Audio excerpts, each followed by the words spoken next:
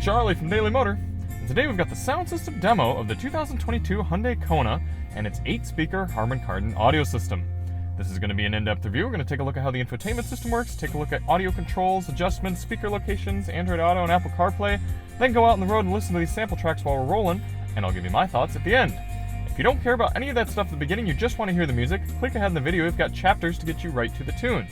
And if you're tired of hearing the same songs week in and week out, sign up to become a Daily Motor member. There you can get exclusive tracks that we play just for our members. They're copyrighted tunes, things you'd hear on the radio, the type of music you want to hear. And if you sign up for the right membership, you can request songs for us to listen to as well. And you support the channel. So before we get started, let's hop out and take a look at the car. This is actually the Kona Electric. Please excuse the lawnmower behind us. They showed up after we got started. Kona Electric coming in at a little pricey. This one's about $43,000, but it is very nice to drive. It's full of all the features you're going to want and need, and provides a decent amount of driving fun and space all at the same time. So if you do want to see more on the Kona, check the links in the description. We'll have a range test, a review, maybe a comparison against the Tesla, all good things. So we always do these tests with lossless, uncompressed WAV files on a USB stick plugged directly into the system, and high-quality Roland binaural microphones in both of my ears, giving you the most realistic audio system demo on YouTube. We also do the test with the sound settings set to their factory defaults. So let's take a look at those now. Right here, very nice infotainment system from Hyundai. You'll hear you've got your standard front, rear, left, right, fader, and balance, and treble, mid-range, and bass. Let's go through those now.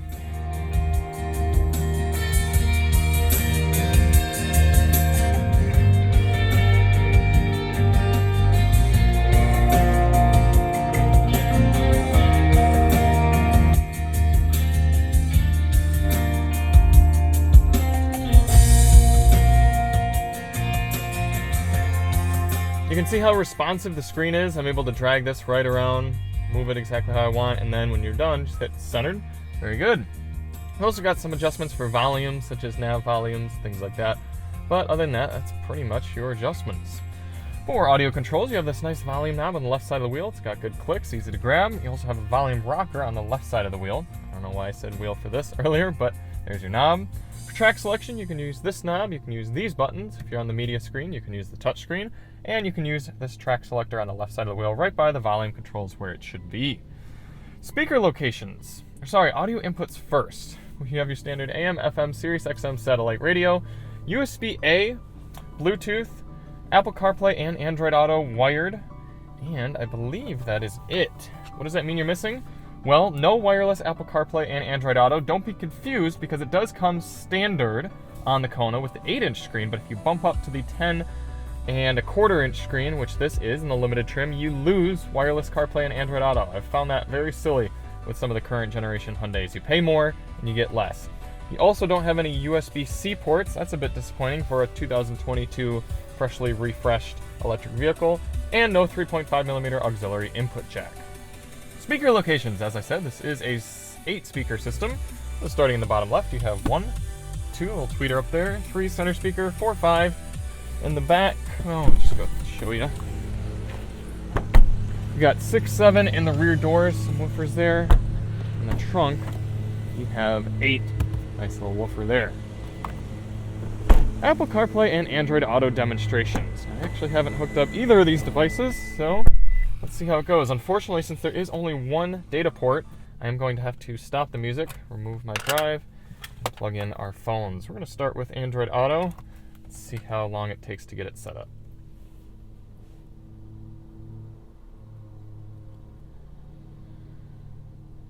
I was quickly prompted on my phone, and very quickly we got Android Auto coming up.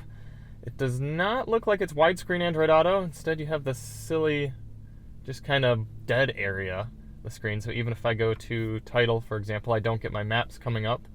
So that's a bit disappointing, but there's title, there's kind of your home screen right there, and there's settings. It seems fair enough for responsiveness, quick enough, decent resolution, there's your maps. Would like to see widescreen Android Auto though. Alright, Apple CarPlay.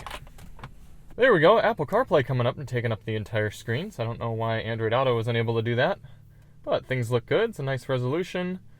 We have, I don't know why our maps isn't loading, maybe not quite on our Wi-Fi connection. There's your Apple Music, Settings screen, and home. All right, let's get the tunes going again and get out on the road.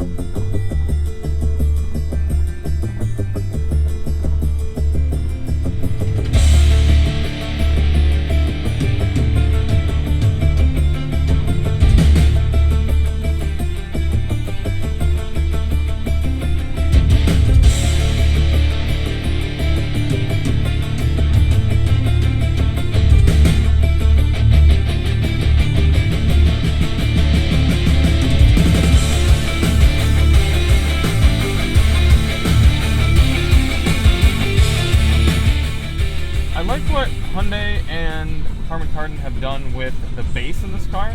I'm actually pretty impressed by the amount of subwoofer thump coming through. That's pretty satisfying for this price point.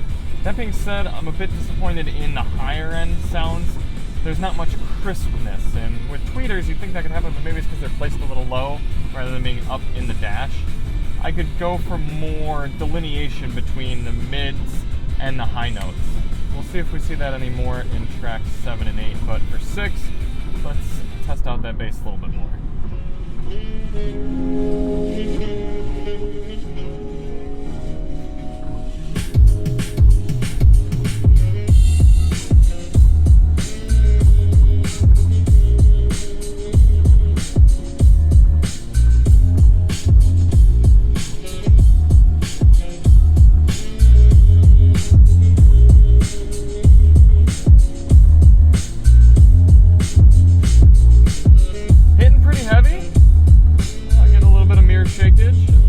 It's not an amazing amount of bass, it's just a satisfying balance of bass. I think they did a pretty good job with that.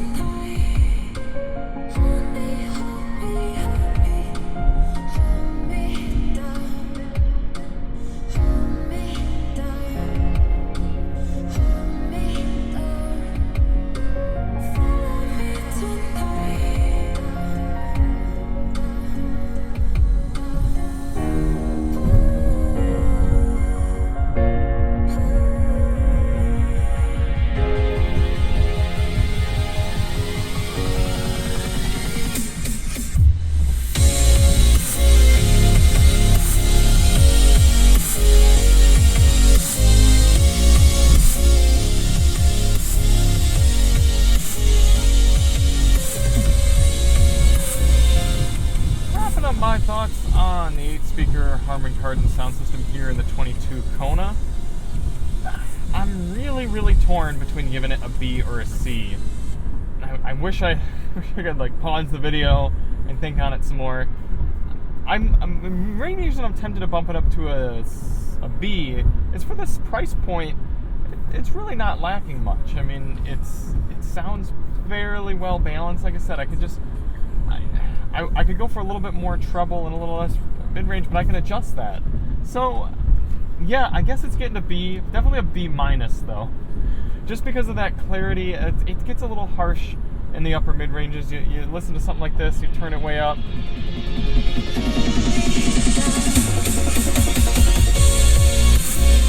And I wish they could take away a little bit from the mids and add more to the top. Let's just see what happens. Let's see if we go sound tuning, treble up 3, and range down 2.